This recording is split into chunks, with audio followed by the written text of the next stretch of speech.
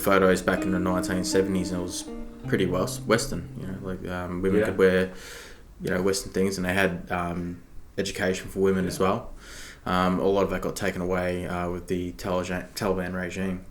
You see the freedoms that we have, and the threat also that could possibly take that away. People should have the freedom to be able to do what they want and have the religions that they want, have the beliefs, have the lives that they want to build. And that's what I find that's conflicting with the freedoms that we have now. Everyone's very, very afraid to upset someone these days, and that's also taking away certain freedoms from people. But that's just something that I've experienced coming out of the army and reintegrating back into society. I have realised that is like a very big problem these days. But I understand people want to be accepted.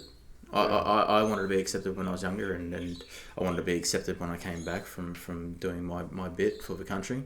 It obviously means freedom of thought, freedom of choice, freedom to question, freedom to practice religion, and freedom to stay alive. Yeah, my mum was paralysed from the chest down, and her neighbour was a bikie.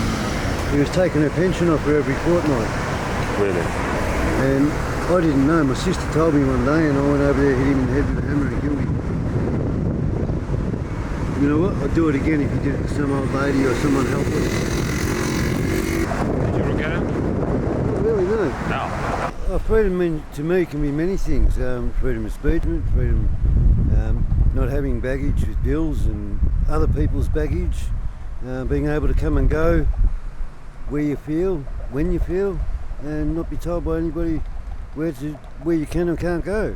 I'm homeless, and being free to me is a good thing.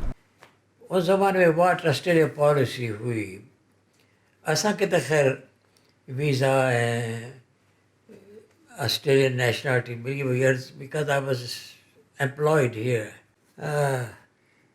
You can't make people slaves when God has made them free. So freedom is qualified by certain values, family, social, spiritual, religious. Freedom is, of course, control. We can't fly. And an intelligent person would find them natural and easy to understand and easy to live with. But a rebel will say, to hell with it, why should I? And pay the price. Or get the glory. Yeah. Artistic freedom has rules, right? I don't know.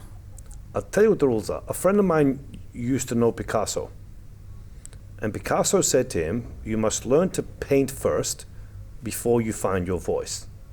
If I'm a filmmaker, there are not rules, but things that you have to go with. You know what I'm saying? Like, this is a bone, this is a muscle. There's a rule to how big that muscle can possibly be.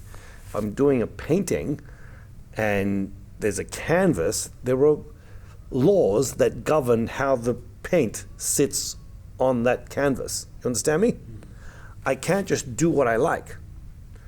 If I'm an actor and I have a script, that's the rule, that's the guidebook, that's the skeleton. Artistic freedom comes in how I choose to express that. There's guided freedom, all right? So I, as a choice, it's one thing to be artistic, and you see a lot of that. You see people doing art for art's sake, and you go, that's just you doing masturbation art. You're doing it for your self-expression. It's not about self-expression. It's self-expression through the guidelines of the screenwriter or the filmmaker or the canvas. Do you know what I'm saying? Yeah. There are guidelines to everything we do. He was in the army. He can't just do what he likes. He can find his freedom in the army, but there's guidelines. Me as a parent or as a husband, I have freedom, but I have also responsibilities. So I can be free. I can do what I like with my life, but you do it responsibly. Do you know what I'm saying? Still maintaining onto that freedom. That's why we cherish that freedom. Quentin Tarantino said once, every script is 110 pages till I became Quentin Tarantino. But he knows that that's the rule. Know the rule before you break it. And I said, you have the right to do that. I should never tell you, and I try not to tell people what to do as an actor. As a teacher, I don't say, I want you to do it like this. I said, no, these are the tools. Learn them all. And I want to see them on stage. If you don't have that, what's the point? So you hear a lot of actors going, or a lot of artists going, your voice matters, your voice matters. And people misinterpret it as my voice. And I go, no, it's your voice within the confines of the art. Don't forget it. No one's above the art. No one's above that rock. I remember there was an article with, don't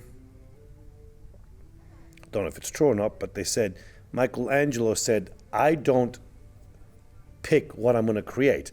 I see it in the rock, and then I remove what's not necessary. Do you know what I'm saying?